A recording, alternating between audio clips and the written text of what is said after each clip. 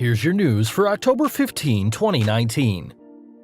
The second night of the WWE Draft took place on last night's Raw, and the WWE's roster was once again well and truly shaken.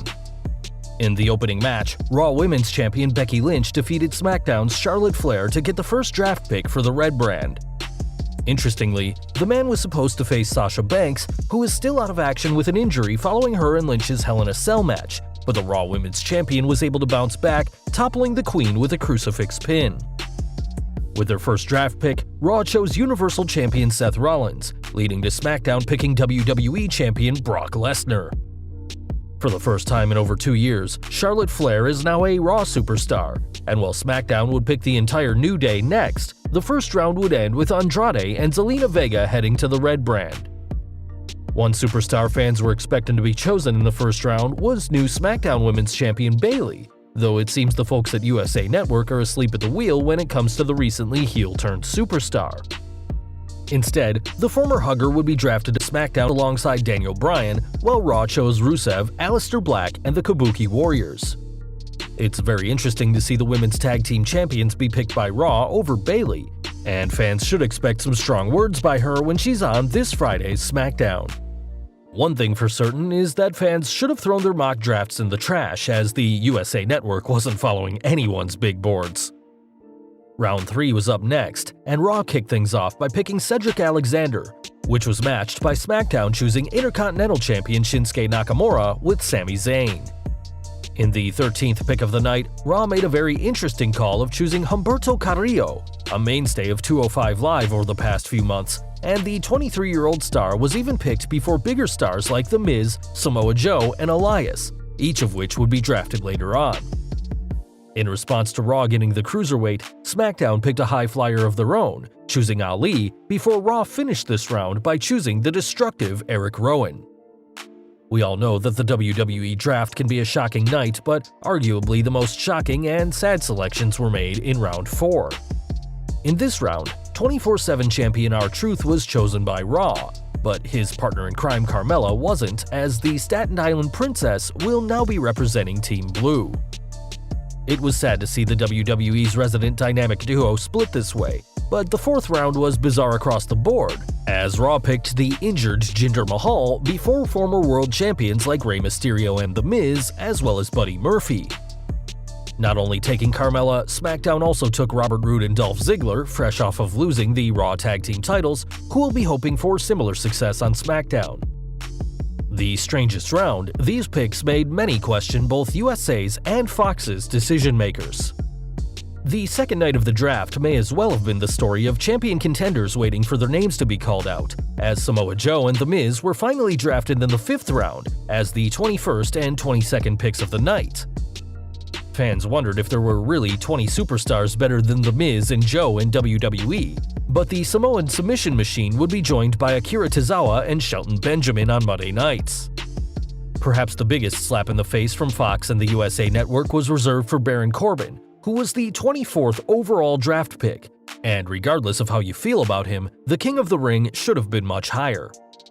Will WWE explain how champion contenders like Miz, Joe, and Corbin dropped all the way to Round 5? Stay tuned to find out. Round 6 was the final on-air round of the 2019 WWE Draft, and the WWE may have saved the best for last with their selection. While Raw picked Rey Mysterio and Titus O'Neil, being responded to by SmackDown selecting Shorty Gable and Elias, the Red brand finished the draft with choosing the mysterious Liv Morgan, who hasn't been seen in quite a while. The bubbly bombshell of the Riot Squad, Morgan has made fans question what's going on with her in a series of bizarre videos, and with both Becky Lynch and Charlotte Flair on Raw, there's plenty of room for Morgan to make her mark as a singles competitor. Though the on-screen draft is over, some superstars went all the way through both shows unselected, and according to the rules, are now listed as free agents. The superstars will now get to pick their own brands, and these free agents consist mostly of tag teams, with AOP, Fire and Desire, The Iconics, and Hawkins and Ryder all getting to choose their own show. Male superstars who are now free agents include Matt Hardy, Cesaro, Luke Harper, No Way Jose, Drake Maverick, and Mojo Rawley, while for the women's side of things, Dana Brooke and Sarah Logan remain without a home. The Raw commentators did say that Raw has been given 24 hours to make a decision, so maybe some superstars will be picked after all. Booker T, who knows all about how it feels to get drafted, alluded to the idea that we might find out more from the draft on the preview episode of WWE Backstage tonight, which will take place on FS1 after Game 3 of the ALCS. Here are the updated draft rosters, so take a minute to pause the video and see where your favorite superstars ended up after the huge shakeup.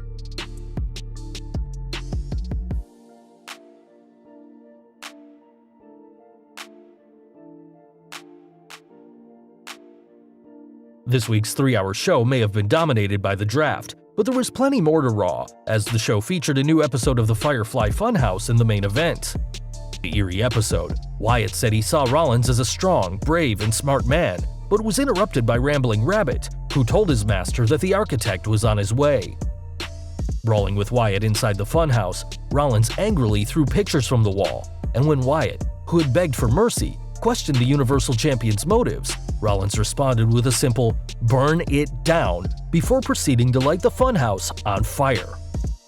This isn't the first time Wyatt's home has been burnt to the ground, as Randy Orton did something similar in 2017, but what was interesting was the Denver crowd booing Rollins for attacking Wyatt, but cheering when he lit the funhouse on fire. After the controversial end to their Hell in a Cell match, the duo will get a chance to right the wrongs, as a rematch has been announced for Crown Jewel in a Falls Count Anywhere match. The Architect will certainly have a busy night ahead of him, as on that same show on October 31st, he will be the captain of Team Hogan, pairing alongside Rusev, Ricochet, and 2 mystery partners to face Team Flair's Randy Orton, King Corbin, Bobby Lashley, Shinsuke Nakamura, and an unnamed partner. During the draft, Rollins remained on Raw while The Fiend was drafted to SmackDown, so fans will have to see just how many interactions the pair can have now on 2 different shows. The Architect may be in for the fight of his life at Crown Jewel, but the fans at the King Fahd International Stadium in Riyadh will have plenty more matches without the Beast Slayer. In 2 of the most publicized matches of the year, WWE Champion Brock Lesnar will face his old UFC nemesis Cain Velasquez, while Braun Strowman will hope to do what no one has done before, and that's defeat boxing star Tyson Fury. Fresh off of winning the 50-man Battle Royal at Super Showdown in June, Mansoor will return to his home country to take on Cesaro, and there will be a special World Cup Tag Team Turmoil match that will determine the best tag team in the world. The match, which already has 9 teams advertised, should be unique to say the least, though it's interesting that it's being called a World Cup and yet doesn't follow the tournament format that an actual World Cup does. One team who has a lot to prove in the World Cup Turmoil match is Robert Roode and Dolph Ziggler, who lost the Raw Tag Team titles to the Viking Raiders on this week's show. A back-and-forth match, the finish came when Ivar made a comeback against his opponents and tagged in ERICK, who got the pinfall win over Ziggler following the Viking experience.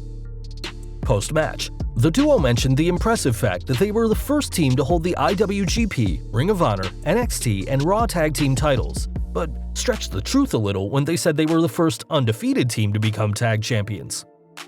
In fact, the Vikings have lost plenty of times both on Raw and at house shows, and even if this wasn't the case, M&M, who won Tag Gold in their first match, would have beaten them to the title of first undefeated champions by over 14 years. The new champions earned their title match with a win last week over Roode and Ziggler, who held the titles for 29 days after defeating Braun Strowman and Seth Rollins at Clash of Champions last month. And with the Viking Raiders announced for the World Cup Turmoil match, the new champions soon could be calling themselves the best tag team in the world. One superstar who won't be calling himself anything in WWE for much longer is Mike Kanellis, who has asked for his release from the company via Twitter. This shouldn't be a surprise for fans considering how he's been treated since coming to the company in June 2017, as after his initial Power of Love storyline with his wife Maria, the pair were quickly forgotten about. Joining 205 Live that October, it wasn't long until reports came out of Mike and Maria asking for the release, which obviously wasn't given. Instead, the Kanellises signed a new deal in June, but after being treated even worse recently, being emasculated by his wife, it seems Mike has had enough. It's unclear whether WWE will actually let him walk, as it wasn't long ago that Luke Harper requested his release, which was quickly blocked by the company. Before requesting his release, though, Mike took shots at NXT Cruiserweight Champion Lio Rush, who took a leave of absence earlier this year for disciplinary issues. Kanellis wrote, "You won 2 matches. Chill out. There's an entire roster of cruiserweights that were grinding and working their ass off for our brand, while you're sitting at home for bad behavior. Let's not act like you weren't gift-wrapped to the Cruiserweight Championship." In a now-deleted response, Rush fired back saying, "You're right, I was at home, reflecting on my past and how I can get better, getting back on a positive road to becoming a champion literally and figuratively, spending time with my children that are actually mine. I get your anger, trust me, win a match first, maybe we can talk later."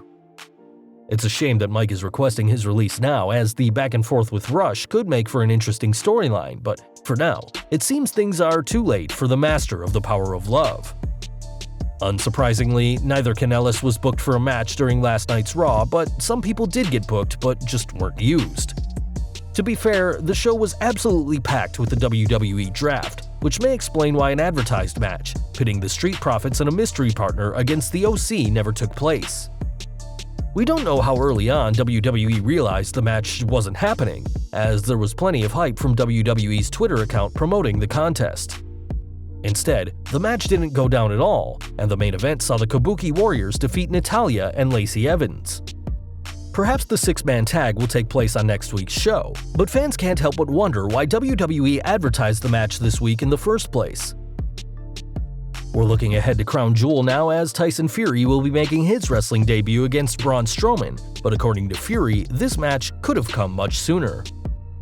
Recently, the boxing star said he wanted to work with WWE years ago, but a deal couldn't be reached, and while speaking on the Not Sam Wrestling podcast, the 31-year-old Brit spoke much about what happened, saying, "I've been looking to get into WWE for a number of years, but with my boxing commitments, I haven't had the opportunity or time to do so with my commitments.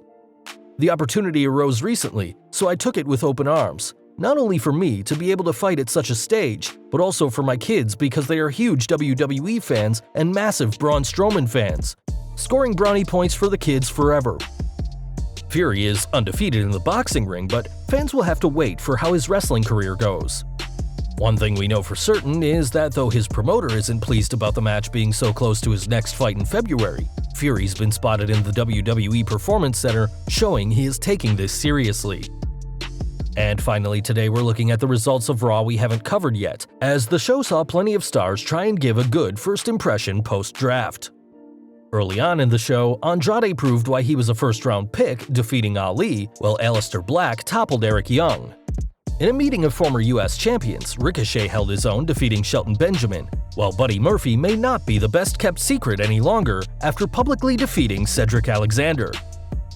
A huge show that also saw Fury and Strowman sign their Crown Jewel contract, this week's Raw was definitely one to remember, and fans will just have to wait until next week to see what happens next.